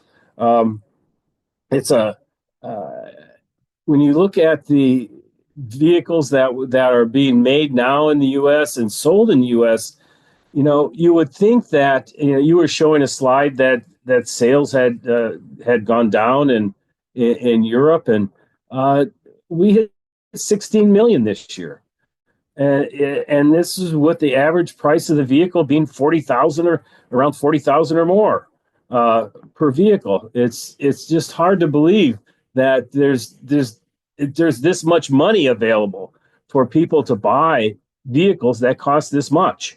Of course, they're sometimes loaning them out for 8 years now. Luckily the vehicles last that long, but some vehicles may not last that long, and then you'll be underwater with your loan for the vehicle. And as we know, most people buy vehicles on loans. It's like 80% of people are still buying vehicles with loans. So they've adjusted how long the loans are to be able to meet the monthly payment for people, right? So one of the things one of the things to consider when we're looking at what's going on in the BEV story, I think BEVs went up in the U.S. as well. It's just not growing as fast as it has in the past. we're trying to figure out what the tipping point's going to be. Obviously, when you have an administration coming in that doesn't even believe in climate change, there's going to be problems in the short term. But 4 years from now, maybe it'll be a different story. So we we play the long game here. We're going to have to play the long game here. We're really struggling in terms of making this transition. The manufacturers are struggling to make this transition to EVs. When I put it in perspective, though, when I think about, we've been studying the Chinese auto industry since like 2016. So we've been, from 2008, we started our first studies of China, but really following the EV industry in China probably since 2016. And with the incentives that went to the manufacturers, as Professor Zhao was saying, they were, all the incentives for purchasing EVs went to the manufacturers. It didn't go to the consumers. The consumers were supposed to, the manufacturers supposed to give discounts to make it, cheaper for the consumer, but it really, the manufacturer made that decision, and it helped develop that industry within China. So, and if we consider ourselves probably probably 2 years ago, I would have said we were 10 years behind China, and what their strategy was for EVs, and how their government was planning and making adjustments along the way. If they saw something wasn't working, they'd make a change. They started making changes in the how you got incentives. Your vehicles had to meet certain goals. As year by year, those goals increased in terms of what their capability, the vehicle's capability needed to be. We're still we're like in year 2 out of that year, I think out of that year 10, and so our manufacturers are still so focused on ICE vehicles and focused on profitability. As Professor Zhao was saying, it's really about the companies being able to survive, in this case, to survive the transition. Not only is it electric vehicles, it's software-defined vehicles, changing over the whole systems that what the manufacturers are the way they design and build vehicles. So I in some ways, when I think about it that way, I'm not surprised we're in the position we're in right now, just because of how much there still needs to be done. The Biden administration started an industrial policy that said, okay, we're going to spend the money to develop mines, develop processing, develop battery technology. The amount of R&D that's going into batteries right now is tremendous. The amount of money that's being spent, and I think this is happening in the EU as well. And when you think about the evolution of batteries and what's going to be happening in the near future, it's not a static market. We're just kind of at, I don't know if we're teenagers or even teenagers yet in terms of the development of battery technology and what may be happening in the future. And I don't know what the effect might be of that, especially if prices come down on batteries. If the price continues to come down on batteries, does that make the difference between the ICE vehicle and the battery vehicle closer?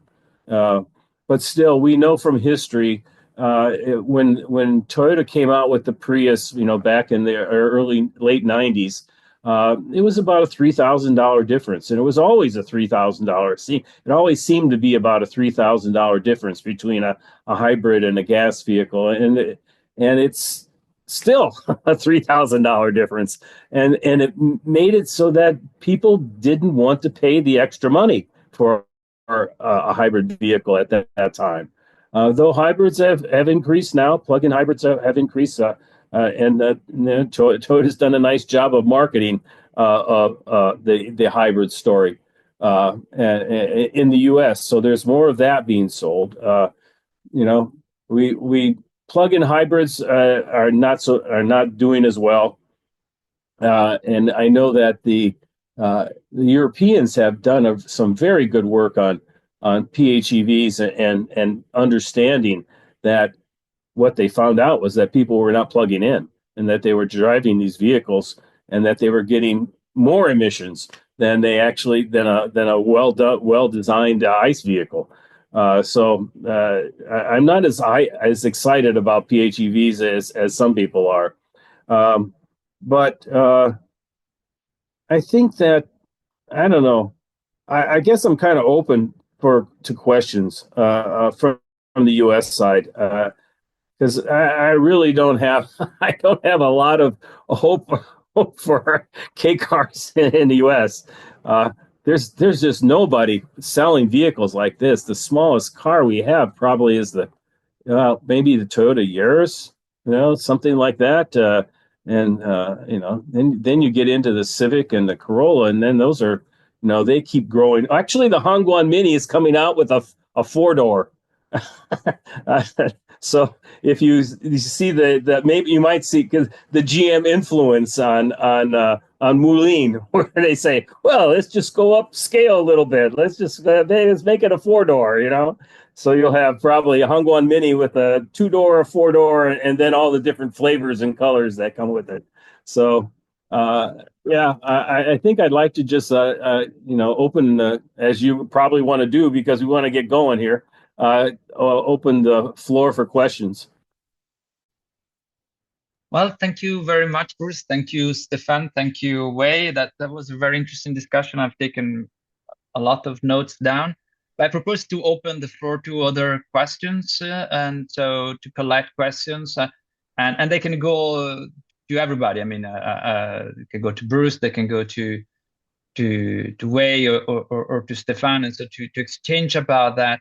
I would just have to say that there is a difference between China and US and Europe and Japan, which is this decision made by European institutions to decide when the internal combustion engine will be phased out, and that creates a specific dynamic that I stressed in the beginning and explains a little bit also the situation of crisis we are actually on today. And we together with the other authors of the report, we do not think, and I will let Samuel to have a few words if he's still here with us about this, is that we hope that the target will be kept because the industry needs a direction, and that we figure out that given the advantage taken by China, the 10 years edge that Bruce just mentioned, to keep such a target is the way to recover that if everything is put into place. And also, I think we should not forget the reason why we're doing all of that, which is that we have evidence that climate change is moving forward faster than we actually expected, even in the most pessimistic views. And we thought 10 years ago that GIEC were just a bunch of, I mean, not everybody, but there were a lot of people that think that they were exaggerating things to get an audience and to have a stronger position in the public arena. Now we're realizing that we're actually not being objective, but perhaps underestimating some changes. I think that as automotive experts, sometimes we forget the reason why we are electrifying cars or looking for decarbonizing transport. I think it's also important to remind us that this is a key dimension that will not disappear, will actually become more and more important the years we go by. So the pressure to decarbonize today is already important and institutionalized in Europe. Even in the United States, eventually, since carbon will keep growing. I mean, carbon neutrality in 2050 is a very ambitious project, and it's clear already now that it's going to be very difficult to be achieved, even outside Europe. But that means that in 2050, if we achieve it, and that's almost out of the question that we do, that would just mean that the carbon that we put in the atmosphere will stop growing. And in the meantime, it keeps growing, which means that climate change will become more and more important. This will have influence on policies and regulations. I think that the that the electric car subject will become more and more preeminent everywhere, including the United States, as the time goes by because of this. So I'll stop here and open the floor to questions to everybody else. And just since we see you, Bruce, I just try to take you out from the full screen.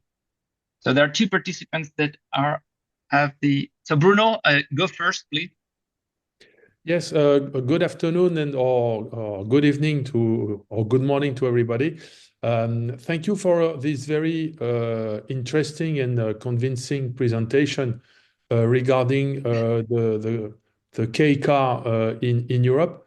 I think that you mentioned some incentives such as the EcoScore index that could be included, and also you mentioned also a repairability index as another incentive to go for the K car in Europe.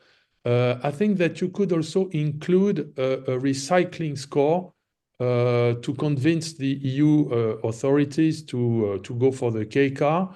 And it goes well with the EU directive on the recycling activities, which are supposed to apply to the battery and to cars in general. And I would like to have your opinion about it.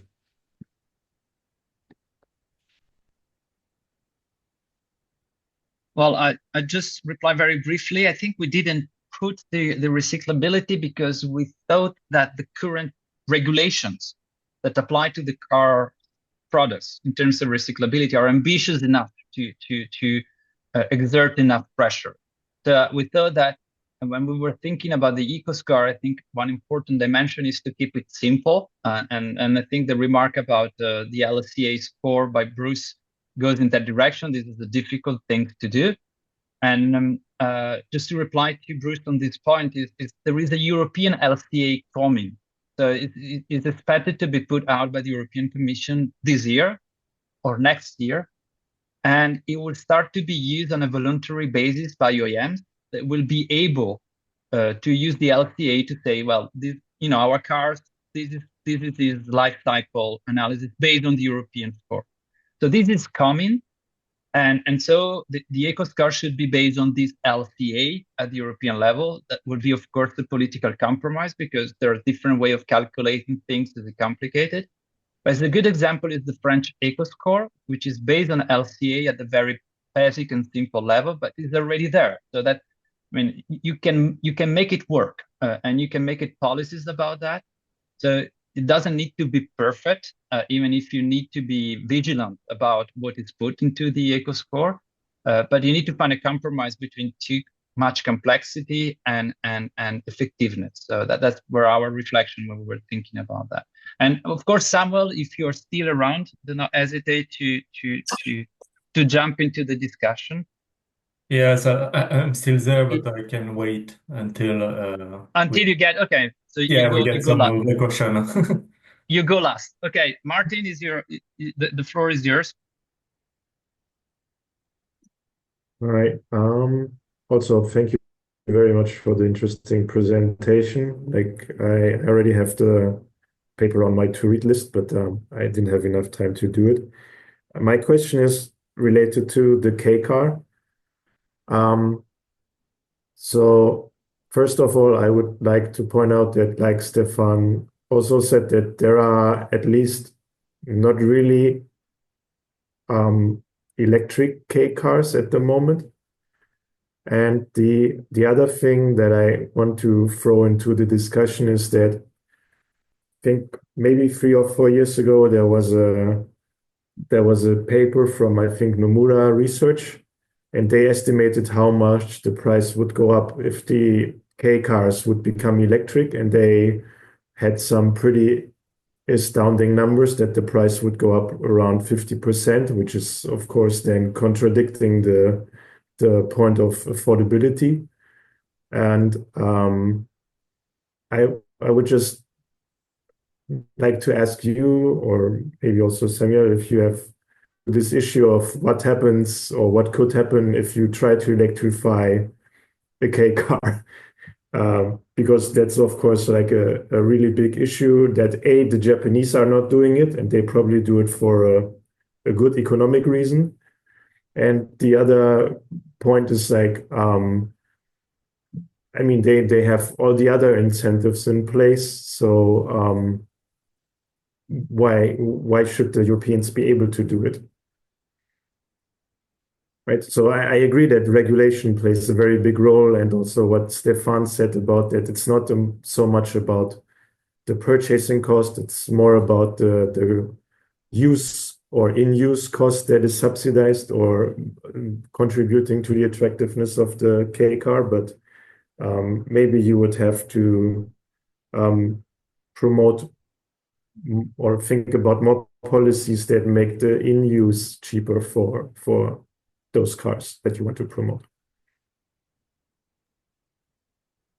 Okay, thank you very much. So I was the person in charge of the K cars chapter, and so there is the Sakura, which is out, and I think is priced slightly below 15,000 euros if I translate 14, 15, which is of course much more expensive than an ICE average K car.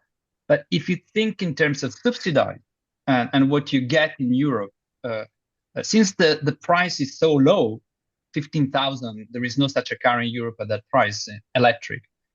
With a relatively small subsidies, you can cover completely the difference. So if you think that promoting electrification and replacing, let's say, old big ICE with a small European K car that will not be a K car, will be slightly bigger and more equipped, is worth it. Then with the kind of subsidies that you give today for buying an electric car, which still make the electric cars extremely expensive, even with the subsidies, you will make these cars as cheap as a small ICE car. So yes, the increased cost in percentage is still very steep, but in terms of the amount of public money that you need to promote a massive diffusion of these cars, you can easily, I mean, if you put like 2,000 years, then the extra cost would be 2,000. If you cover this extra 2,000 with all the fiscal policies that will make the use of such cars cheaper for the people, then people will figure out that this is a good deal for them. And concerning, you're absolutely right. So taxation in Japan focuses a lot on the usage of the car, and that's what makes K cars so interesting, so attractive. But what is coming to Europe is that if you own an old ICE car, you will see the cost of maintaining these old cars increasing, because you will have carbon market for fuel. So the price of fuel will increase if the countries do not decarbonize enough their fleet. You will see the access to cities becoming more and more complicated. You will have to pay taxes or fees and so on. So we believe that actually the cost of running an ICE cars will increase, and by comparison, the cost of running electric cars, even without any significant adjustment in specific fiscal, will become much more interesting for the average consumer. So that is the kind of scenario we're looking at. May I add one point also about this question? You also raised that the Sakura is pretty cheap. Yeah, it's not exactly that, it's a bit, but also it's the what do you want to use? How do you want to use this car? Compact cars in Europe compared to compact or K cars in Japan, there are very different usage. Yeah, if you put a 150 kilometer autonomy battery in the K cars, if you put a 400 kilometer autonomy battery, that is very distinct things. Yeah, and in Japan, K cars are not used to have very long distances, and it's made for small things here. But compact cars in Europe, yeah, they are used like sedan cars to have usually travels long kilometers and so on, which is very distinct things here.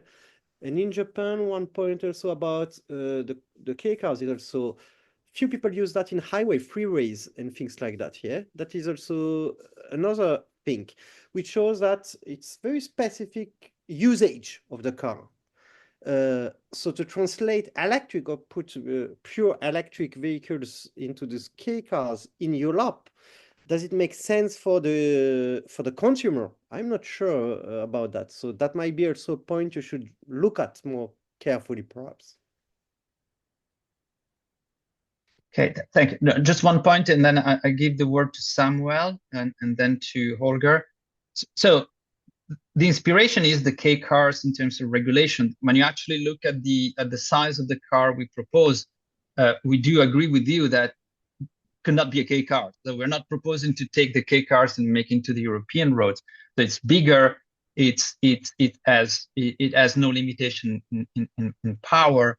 It has a limitation in mass and some limitation in dimension, but which are much more longer, larger, and taller than K cars. Because as you say, when you look at the average kilometers of a K cars is around 400 kilometers per month. The type of cars we would like to replace is a car that you use much more often. Nevertheless, when you look at the second-hand car in most of the houses in Europe, which would be one of our targets, is to replace the second-hand car that many houses have with our ASEV. You can see that this is the car that is often used by women. So when you look at what is called domestic work, this is the kind of transport that 80% of the time are done by women, while actually long distance transport are mainly done by men, driven by men. And when you look at this domestic work, they're short distance every day, and they represent like in France, I don't know, 15 million cars, something like that, that are, small compact cars, relatively aged, cheap to buy and to use, mainly driven by women, and doing short distance every day. And for this type of cars, 250 kilometers of batteries of autonomy would be more than enough. And if you make cheap enough to buy and you create the right policies, then you have already a huge market, because you can replace these old ICE cars with new battery electric cars. They don't need to travel long distance. They don't need to take the family to holiday. They are the second cars of the family. There is another car to take care of that. So that would be a first target. And then it depends where you are located, and then it depends on the density of the network. But we believe that one of the reasons why we don't see those products anymore in the market is not a consumer problem, is a supply problem. That's at least is our thesis, is what we bring forward, because we hear these a lot. Consumer will not buy that. How do you know that? Since these type of products are not on sale anymore. And when they're on sale, they become so heavy or so bigger, and they're too expensive for the type of service they do. So our bet is that actually there is a market for those cars if they are the right price with the right policies. And it's just that the regulatory set in Europe has taken these products out of the market, so that they are not available new and will not be available anymore in the future as a second-hand car. So that's the kind of thinking we put into this proposal. Samuel?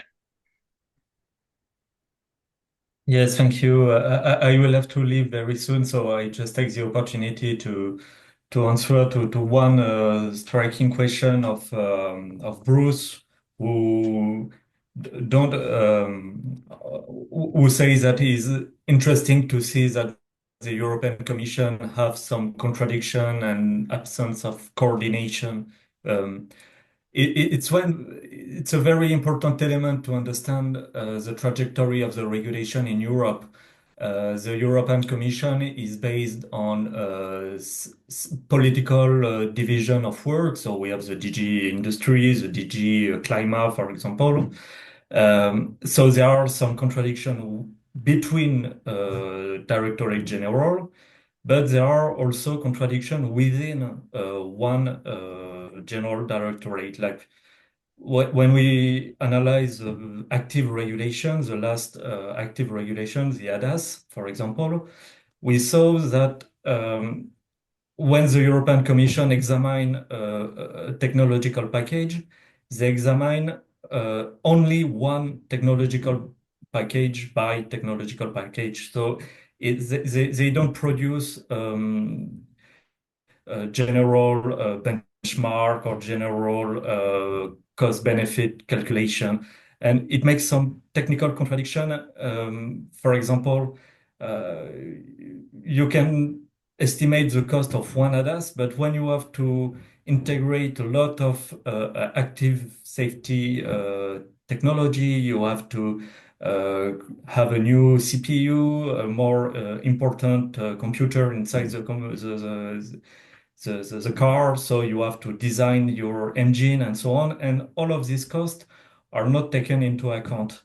So that's why we observe a drift of the cost and also of the weight, because the European Commission add technology one by one and not as a package. So that's why we propose in our report that we create some roundtables, which, for example, 5 years roundtables to adopt a full package of regulation and not just one regulation by one regulation. So that's just one remarks, one precision about the contradiction. So thank you. I have to leave. So thank you for this presentation and see you very soon. Thank you, Samuel, for your contribution.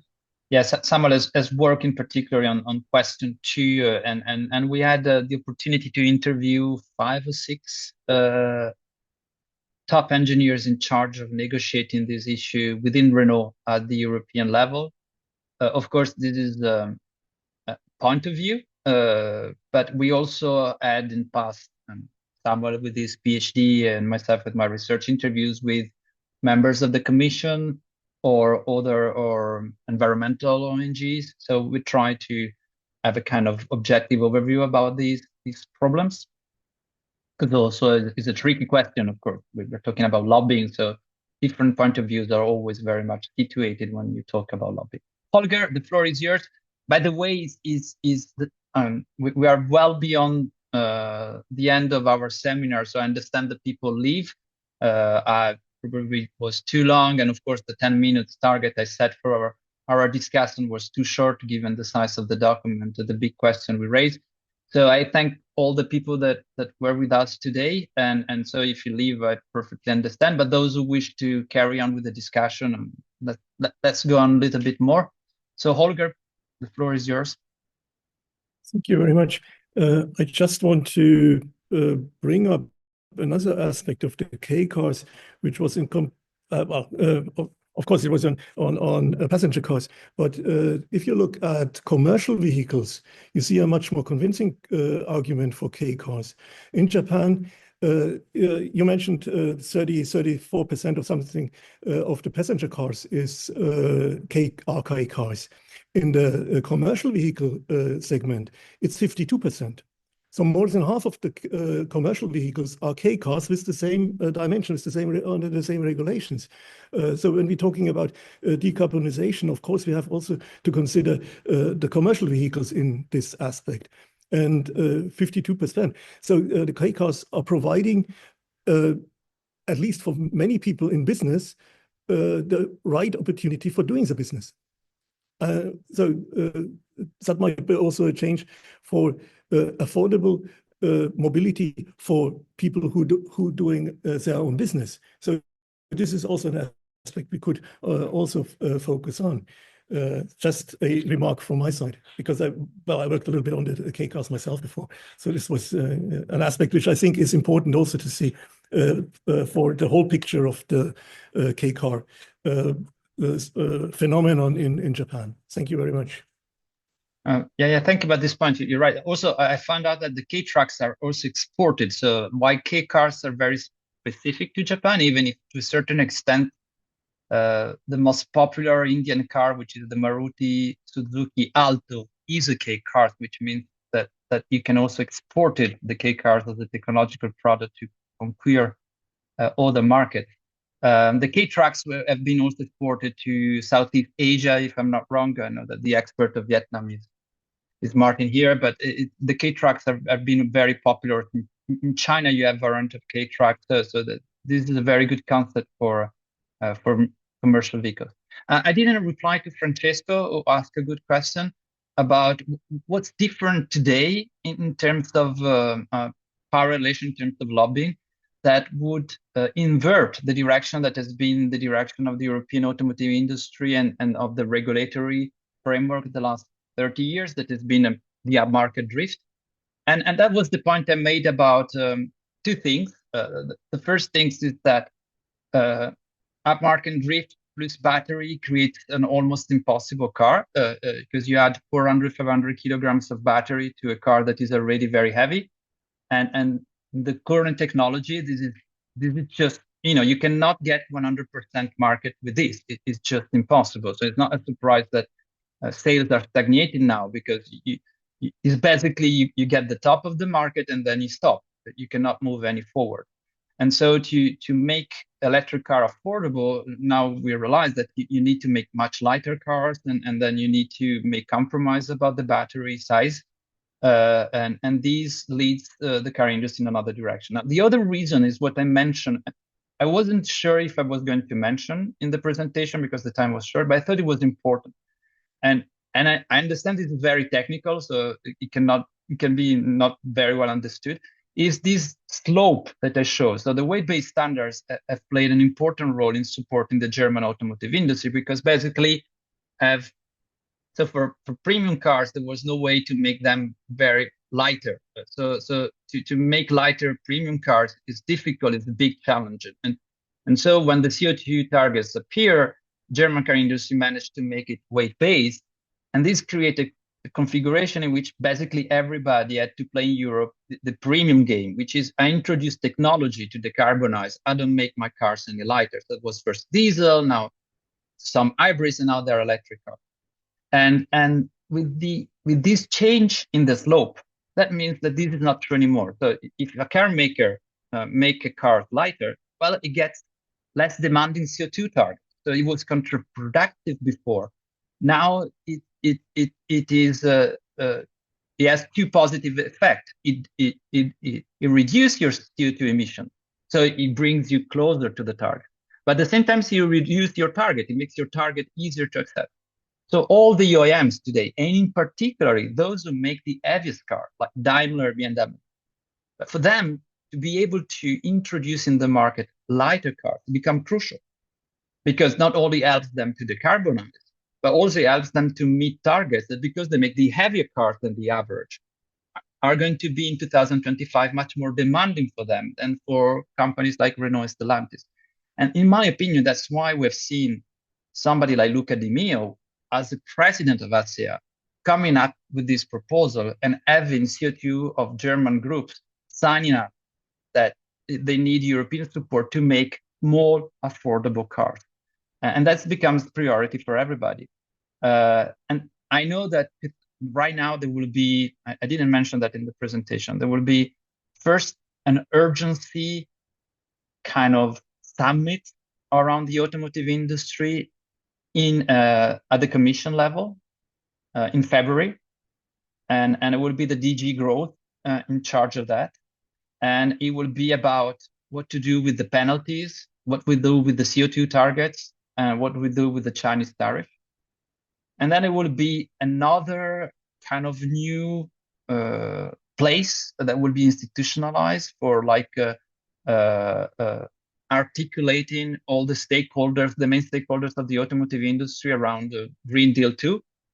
And Ursula von der Leyen will be in charge of that directly, will not DG Growth, DG Climate. It will be the presidency of the EU that will be in charge of the second institutions, who I believe that they will try to negotiate all these issues, which industrial policy, which CAFE regulations, which product credit, which purchasing, how to coordinate all these things, and whether or not to maintain 2035.